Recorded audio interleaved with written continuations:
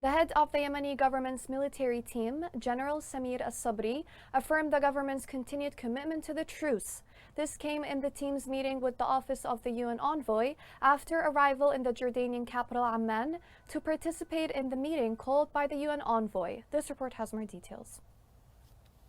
Yemeni military committee met in the Jordanian capital Amman with officials from the United Nations envoy to Yemen Hans Grunberg.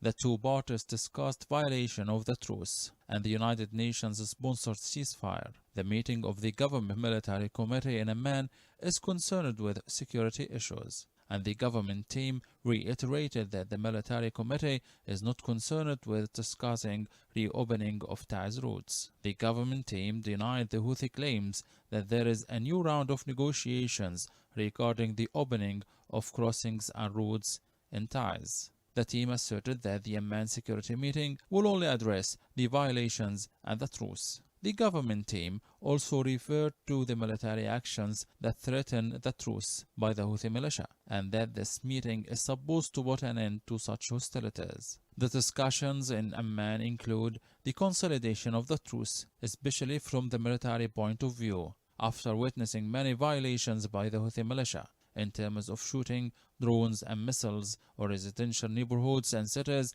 and mobilization on the fighting fronts that threatens the truce. A member in the government team pointed out that the Houthi allegations regarding the negotiations on Taiz are baseless, claiming that the group wants to deviate attention from its rejection to agree to the United Nations envoy's proposals to open the Taiz crossings and other areas. He pointed out that it seems that the recent mission of the United Nations envoy in Oman didn't yield any new results, noting that the Houthis still refuse to open routes and crossings and continue to evade the implementation of any provision of the truce. The government member reiterated that there would be no new round of negotiations regarding the opening of Taiz routes. According to the government, the ball is in the hands of the rebels, and the United Nations envoy and the international community must force the Houthis to implement the truce. Earlier, Houthi official said the legitimacy delegation